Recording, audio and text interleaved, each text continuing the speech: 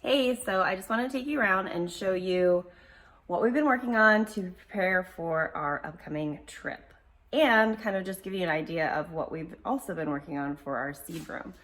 So, I don't know if I've shown you this before, but we built this staircase up to our attic in our garage, replaced the old attic stairs that were just like the pull down stairs, and put this curtain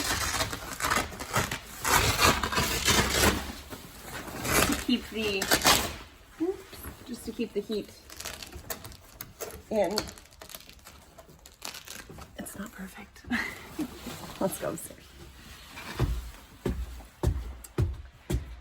So, here's all of our hard work getting ready to try and save our little seed babies while we're gone. So I'll go ahead and give you a close-up. So you can see here we have installed drip irrigation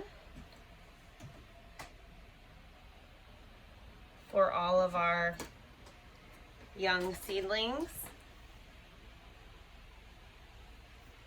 To show you kind of the magic behind it, this here is tubing that's just black tubing that doesn't have any irrigation holes, and that loops down and connects.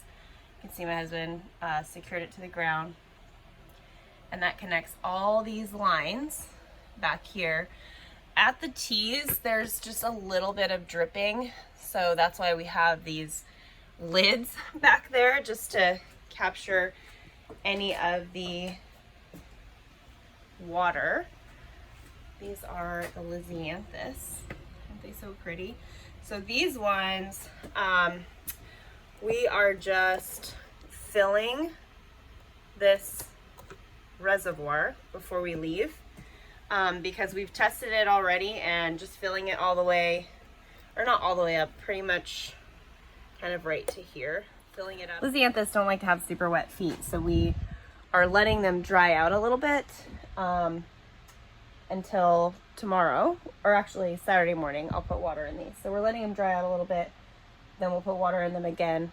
What's interesting here is how the stages are so different. So here, these guys are doing really well, and then I've got some teeny tiny little ones up here. So I think that these just didn't have enough direct light, because you could tell the ones that did have better light are bigger. So I try to move that around a little bit so that those ones are getting light now too. We have our lights all on timers as well, so that's why these ones are not on yet, because I don't know, apparently their timer is set differently. My husband set them all though, so I'll come check them in an hour, and if they're not on, I will redo them. But in here we've got some eucalyptus, some verbena back there, some yarrow. I'm not sure what's next to that one. I've got them all labeled. I mostly have snapdragons in here. I've got a ton of snapdragons, dianthus, yarrow, and lisianthus. And then I've also been letting my dahlia tubers create little sprouts, because then each one of these little sprouts will be a separate dahlia plant. Yay. But just wanted to give you an update, show you the status of all of our beautiful plants. These back there are Mahogany Splendor hibiscus. So that's going to be like a beautiful dark maroon leafed hibiscus. What is this one? I just planted these. Can't remember what they are. Oh, lavender. These are all lavender. I'm so excited.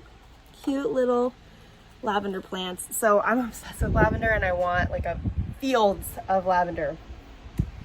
And lavender's expensive, so I really wanted to be able to grow it from seed so I can get a lot of them. So these I potted up yesterday. These were getting way too much water. So I got these trays from Bootstrap Farmer that set in here. I'll try to show you. they set in here. Can you see that? And they actually have holes, so they're not as deep, and they have holes and they drain down. So you can see here with the yarrow, I've done soil blocking, and I went from tiny little soil blocks, and then I potted them up to larger soil blocks, and I had just put them directly in the trays. And I had done that for these snapdragons, and then a couple of these randoms over here. And the only thing I haven't had to put in these Bootstrap Farmer trays is the yarrow, and I think it's because it's just doing so well. I need to raise these lights actually too. We bought pretty cheap lights. I mean, this is our first year, so we bought some pretty cheap lights and we're learning.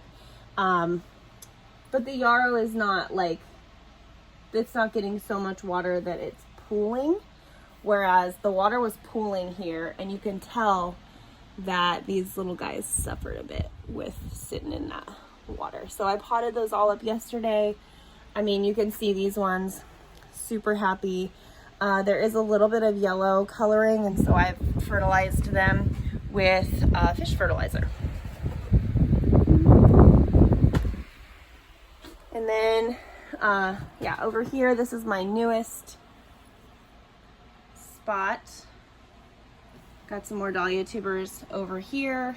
And I do have some ranunculus and anemones in the house that I'm gonna have to bring over here, but I think this is gonna work. Oh, and just so you know, you need to have really good circulation, air circulation, when you are growing seedlings, and also just kind of helping them get used to what the environment's gonna be like outside. So we've got a fan going, and we've also got a heater going. It's set at 68 degrees. So this morning, it's like 44 outside.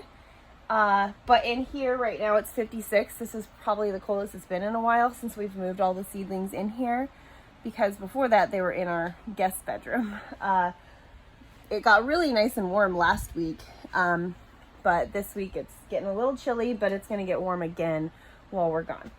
So yeah, just wanted to give you an update and show you what our solution was, so that we can still have a life and take a vacation. Hope you have a good one. Thanks for watching.